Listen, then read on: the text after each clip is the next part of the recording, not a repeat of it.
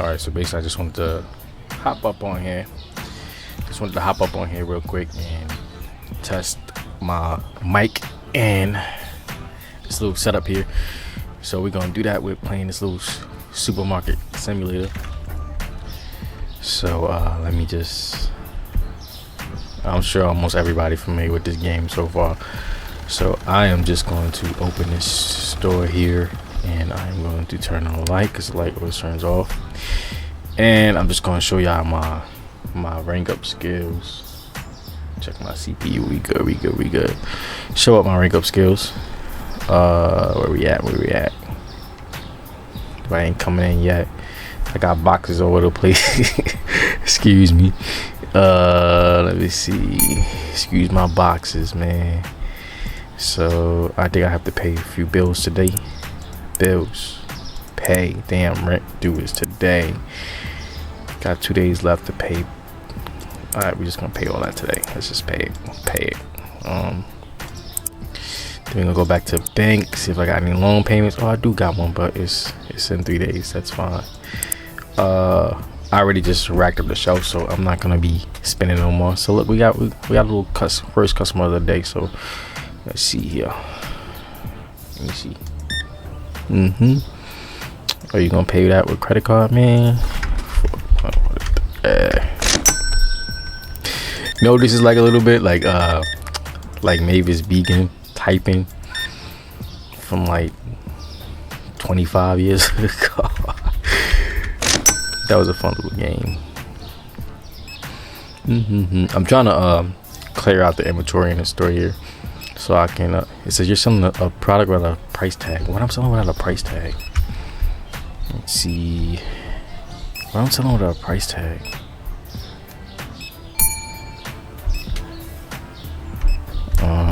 Oh. See if I sell stuff without a price tag, they're gonna come up in probably the cereal. Cause I just put that cereal up, right? I sure did. That mean I got it. No. The turkey? The chicken? I mean the potatoes? I don't know what I was selling without a price tag. But whatever it is, people are getting for free. Oh, we got some space now. Put some of this up. Alright, come on. Alright, we're gonna try to put that on the floor right now. What is this? Oh, that's my water. And one. See, they can't find like certain stuff because I'm trying to clear the store out. Now, what am I selling without a price tag? Anyway, let's get some fries over here. Okay, put this little box on the floor right quick because they be quick with grabbing it. Got more room on the floor. Put that right there. How much want to sell the fries? So the fries are going for 5. So I'm gonna do 5.20, 5.57. You want some fries? It's a premium product, so y'all can get the fries. Let's see, we got some more orange juice. Let's stock the orange juice up. If we got some space, we don't have no space. That's why we're sitting on the floor, because we ain't got no space. Come on. Take that little ass right there. Let me see, we got some. No, it's 3 sodas right over there. Yeah, I'm not organized with this right now. I was only supposed to be showing you how I check out. I wasn't supposed to be stocking stuff. Just aren't apple juice, right? Yeah. Let's see. We're gonna leave that butter on the floor. Let's take this box to the trash.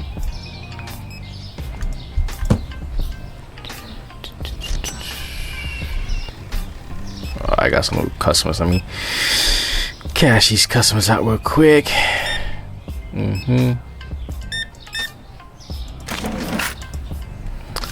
cents. How you doing, ma'am? Or sir? Whichever one. I can't tell who you are. All right, 87.39. Man, that's expensive, but I meet the prices. I lowered everything. I lowered everything to sell. Maybe 3K. Here's some yogurt. How you doing, sir? Thank you. What's up, sir? 1, 2, 3. 50. 5. 1, 2, 3. Let's see if we got some. Yeah, we got some more space on the goods. People are finally buying butter. 1, 2, 5, and I got the 20, and I got a 5, right? Yep. I'll be right back, sir. I gotta stock something real quick, so I'll be right back, sir. Put some apple juice on them. Okay, I can take that spot right there.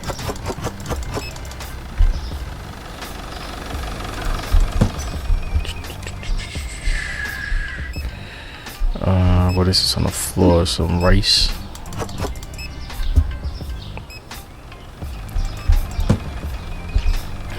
Alright. Yeah, I had lowered the quality real quick, so I lowered the quality real quick, so this ain't overloading this 9-year-old CPU.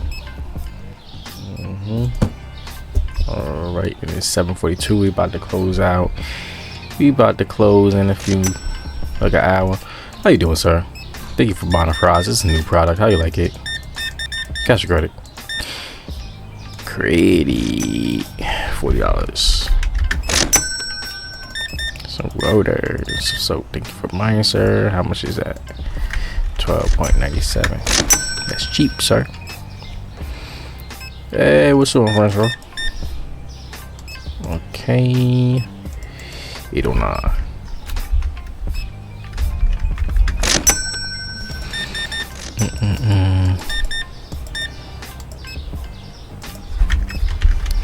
So I used to actually be a cashier at ShopRite in Jersey City. Let's see, 1, 2, 5, 10, 5, 1, 2, 3, 4. Let's be a ShopRite, and I got fired because I was suspended. I was on my last suspension, and I was suspended because I was over, right?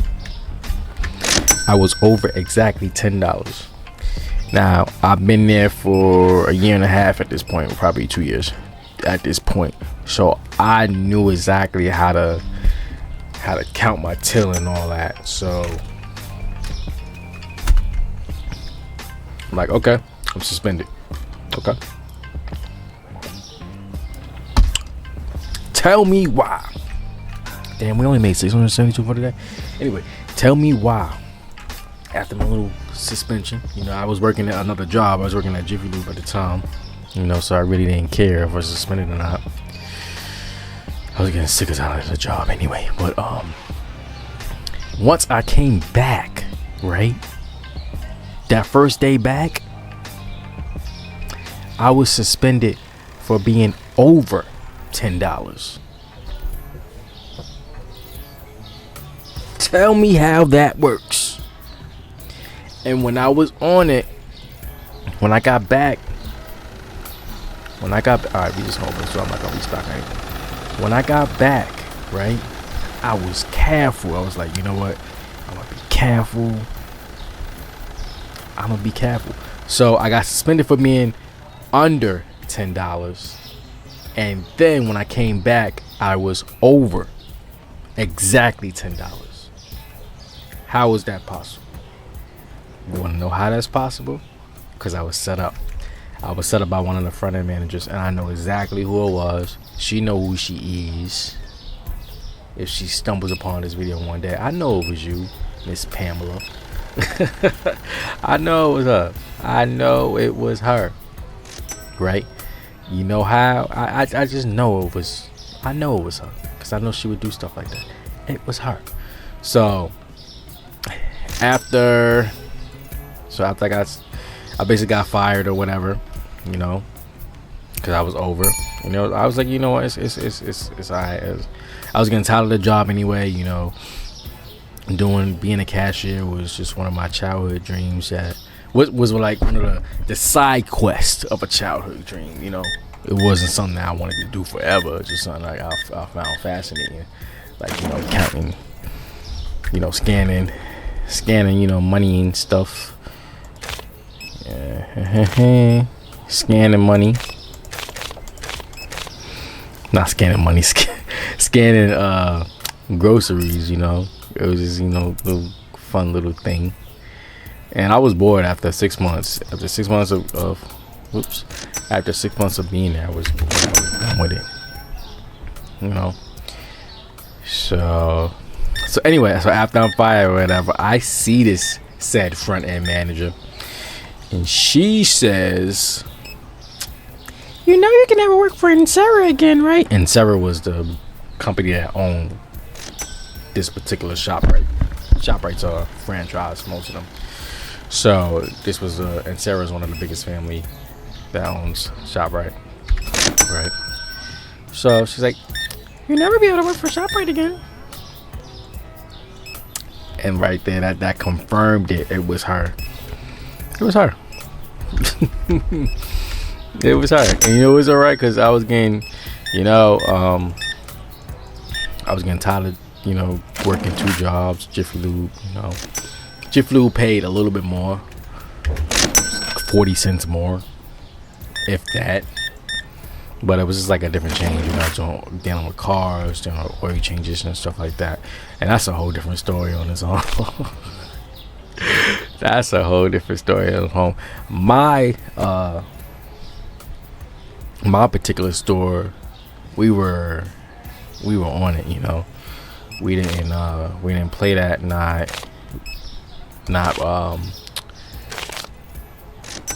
doing our quality checks, you know. So every car left there with oil. Every car that came in there with oil left there with oil. We didn't play that. We didn't play that for getting oil and stuff like that. Nah, we were on it, you know. We wasn't paying much, but we was on it, you know. We was on that, you know. We ain't play them games. But our boss was a little bit of a jerk there. A little. But I was like, you know what, that's I guess that's what I had to do for a job for a while. And I did that, right? And then one day a customer came in there with a Verizon truck. So I was asking him, you know, like, how was it working for Verizon, you know? Verizon was only 7 years old at the time. Like, how was it working with Verizon? Like, you know, it's good. It's a good job. You know what? He said, you should apply. It's like, what? It's like, yeah, you should apply and take the test. It's like, I ain't got no degree. You know, I'm fresh out of high school. I ain't got no degree. Like, I'm not gonna be able to, you know, take the test or whatever. He said, you know what? Just do it. So I signed up to take the test and everything. Signed up and took the test. It was almost like a test to get into the military. That's how that's how crazy the test is for Verizon. It's almost like a test to get into the military. So you gotta test your aptitude, your math, all that, reading, comprehension, all that. And I passed it. You know, then you had to do a little simulation test. So that's where the cashier part come in, you know, because we had to do a little simulation test on a computer. So you had to answer the phone, right? So you had to speak to these mock customers, which was real customers at the time. It's not no AI stuff. It's real people pretending to be customers or whatever. So you basically had to sell them stuff, you know. So we going over the bill, blah blah blah blah, calculating the bill. Then you have to offer them something. So you have to offer them something like call ID. Like, all right, like I see like your account here, you got like basic phone service.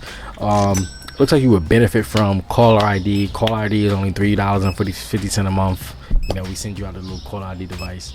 How about it? You know, then they're like, yeah, I'll take it. Or if they were like, nah, I don't need it, like, then you have to rebuttal and be like, you know what, like, You ever get like random calls and you don't know who it is? Like the call ID that helps you out. And it was stuff like that.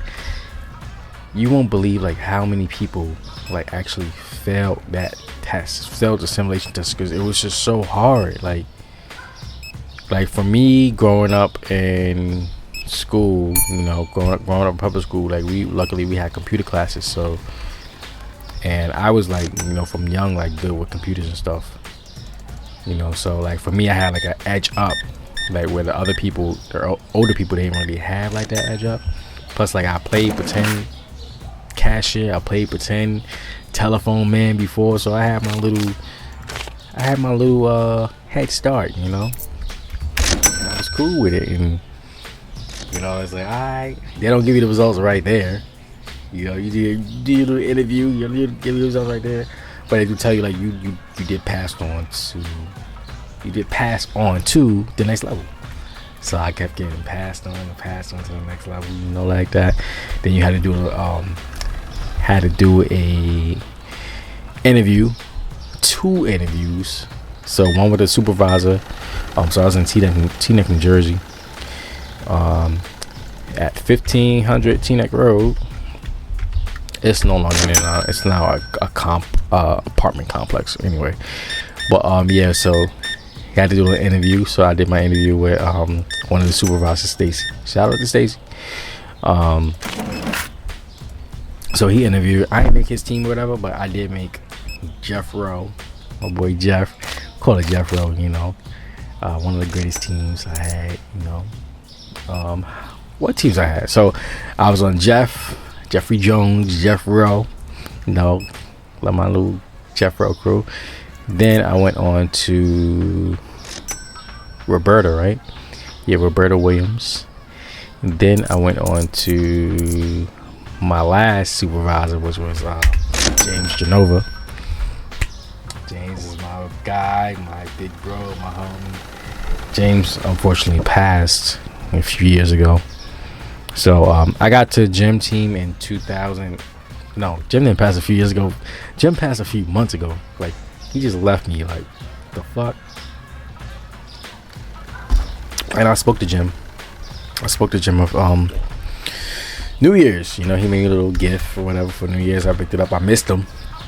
But I was supposed to meet him at his house, but I made it too late. So he already went out to party for New Year's. But he left my little gift in the mailbox. Thank you, Jim. But yeah, so Jim was one of my supervisors, one of my best supervisors. You know, love Jim. We stayed in contact over the years. Like, most of our Verizon family stayed in contact mostly through Facebook. You know, and like through some events we have, just like Stacy would have some events at his house. You know, we chilling at the cookout for his birthday and stuff like that. So yeah, Verizon was one of my. All right, hold up. Let me focus. Let me open this door. Verizon was one of my like favorite jobs. Like it was definitely a career.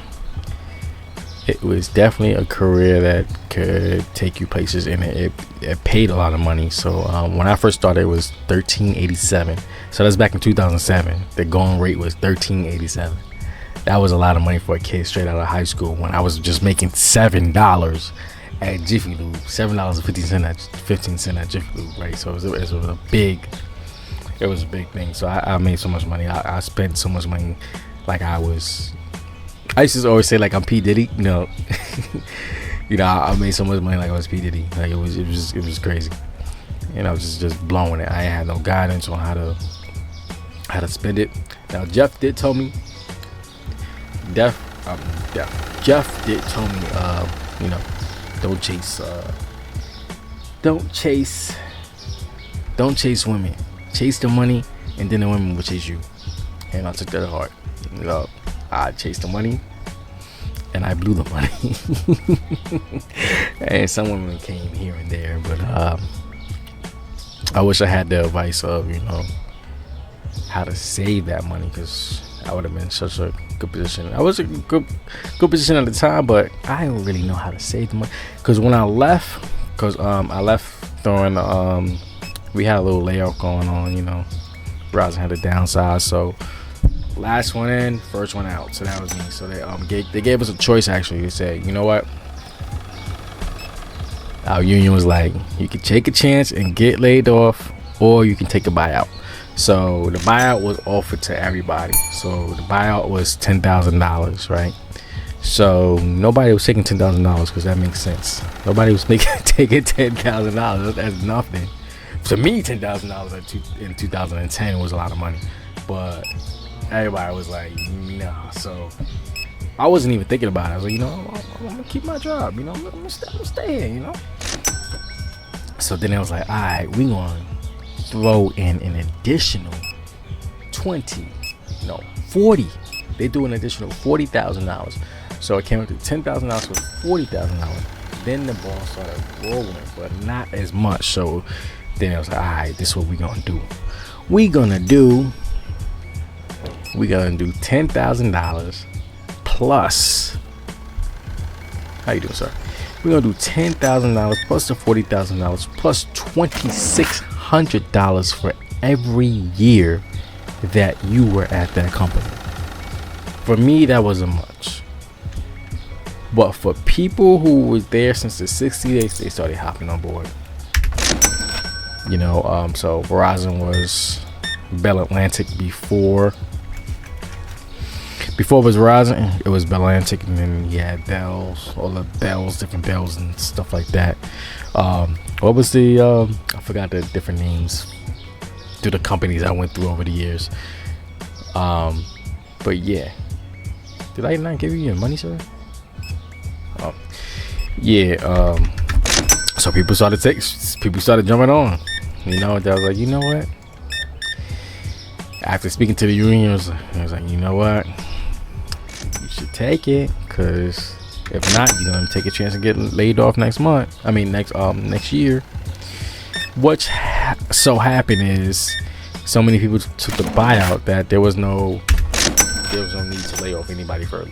So I would have, if I didn't, take the buyout, I would have made it out gracefully.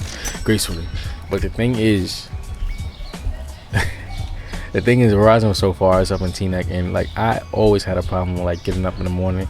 Maybe because I stayed up late at night, but I always had a problem getting up in the morning, and I was late a lot of times probably.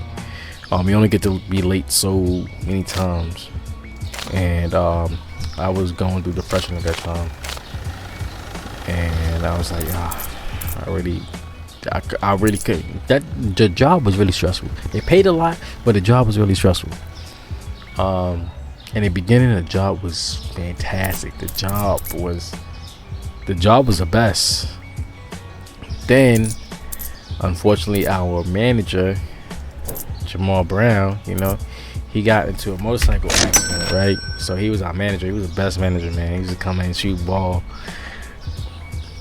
Shoot with the basketball, come in, and unfortunately he was in an accident, so we had to have fill-in. Customers waiting for checkout.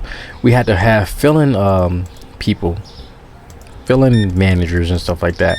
So there was this one manager, Ricardo, right? So Ricardo, he used to be one of us, the CSSC, customer service, right? But he joined the management side, and he sort of forgot where he came from. So Ricardo was the first person who suspended me, and the last person who suspended me, right? So he was just a dick. He was an asshole for real. Suspended me with a smile. Right? So I see the look on my boss, on my manager, Jeffrey at the time. He was disappointed. He tried to do his best, man. He tried to save me, but there was no saving me from Ricardo's dickhead ass. I'm sorry for cursing, but yeah. And I wasn't even suspended for being late at that time. I was suspended for not bridging on the call. So bridging on the call is like when you, hey, I'm calling, and just calling to see what my bill is. My bill is so high. So you explain that, and then you're supposed to go into a sales pitch. Your bill is so high because blase blase, you know, used up all your 411s and stuff like that. However, now that I answered that question, how much are you paying for cable? How much are you paying for your internet? I think we could match you, you know. So I get it, like the company is there to make money. It's a business, right? However, I was not jiggy with forcing stuff down people's necks, you know. And that was the culture, you know. That's the culture that Verizon wanted you to do. Even, you know, seniors, they would say, a lot of seniors on the phone would be like, you know what, I'm on a fixed income, blase blase, and they still wanted us to force this Fios internet down, or force a DSL line, force a satellite TV, and like I just wasn't one of those people. Or force so say an elderly customer calls in, right, 80 years old, right, so she's like, you know, oh, I ain't got nothing here. She's like, you know, I'm just calling to see why my bill is so high. I'm on a fixed income. Is there anything you can do? Sure, no problem. I will check it out for you, right? I will check that out for you. All right, looks like your phone bill is just high because of that, blah blah blah blah blah, right? And I'm like, okay, so they want you to sell it to them. Like, they just said they're on a fixed income, but you want me to sell them the internet that they don't even know how to use? I wasn't with that forcing stuff down people's throats. I wasn't with that at all, you know. And towards the end, it was more like relaxed because like everybody was leaving anyway. So when we was doing the getting ready to, once we accept the buyer or whatever, and you say he was gone, I was done. You know, I wasn't really bridging on calls. I wasn't selling nothing. I was like, you know what, I'm just here to answer your calls. But like, okay, you want to know why your bill is so high? Fine, this is why your bill is so high. Blah blah blah. Have a good day. You know, I wasn't, you know, forcing stuff down people's throats. And the crazy part about it is, so I got my $10,000 plus the $40,000 plus the $2,600 I was there every year. So the way they did it, they taxed it wrong. It was crazy. They did that as one whole lump sum. So that close to $60,000 or whatever came out to like 33. And I still owe taxes at the end of the year. It was crazy. It was crazy.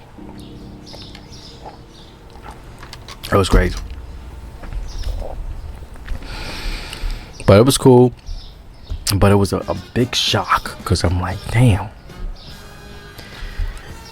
After, I'm thinking like every job pays like Verizon, but they didn't. This was something I didn't understand. Like, this was a union job, you know, just like electrical, you know. This was a union job. The union fought for the stuff that we had, and it was a good job, you know. We got paid more than Verizon Wireless at the time.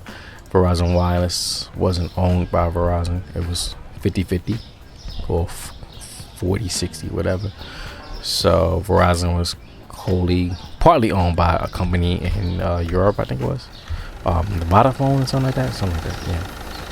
So the Verizon Wireless people, they got paid like minimum wage. That's how it is. They ain't had no union. They had no nothing. Now Verizon fully owns Verizon Wireless. So that's why they bridged everything. I think it was like 2019 they fully owned Verizon. Probably a little bit earlier than that. But that's why, like, now everything is just Verizon. So you don't see no advertising for Verizon Wireless. It's just all Verizon now because Verizon owns Verizon Wireless now. Cool. And they are unionized, but I doubt that they are still getting the same amount of money as the traditional Verizon Consumer Care employees. All right, so look, like we almost. My goal was here tonight was to test this camera, and it's looking good. It's okay. But I also wanted to clear out this shelf so I can organize everything. Yeah, so basically I'm gonna get back onto this channel. I got some news I gotta share. I'm gonna start doing some blogs and different stuff like that. You know, that was some advice that I got, so I'm gonna take it, start doing some blogs. You know, like I used to do YouTube a lot, but I started working, whereas it was not convenient for me to do YouTube at the same time and work. But yeah, so any of my old followers that are still here, yes, I'm still on my acting journey, so I have some great news with that, which I'll share later at another time. But yeah, thank you for watching this 31 minute video. Yeah, so this was just a little, I ain't intend this video to go too long. It was supposed to be like 5 minutes, but now it's just like 30 minutes. But yeah, that's it. So I'm gonna finish cashing up these customers, and I'll be back soon with a little vlog so we can get this channel back on track, and then I can share with you those who know my other channel. I ain't gonna say what it is, but those who know my other channel, you know, I'm start uploading some more stuff on there too. You know, just get back into it. I know a lot of people be asking me, please, you upload, please. I need something to listen to. Sure, I'll do it. No problem. Okay. It's 3:50 All right. Man, that's it with the camera. The camera's right there, and that's it. Thank you for watching This Dream Is Real test video. All right, that's it. Thank you. Peace. All right, sir, come over here. I'll take you up. And stop recording.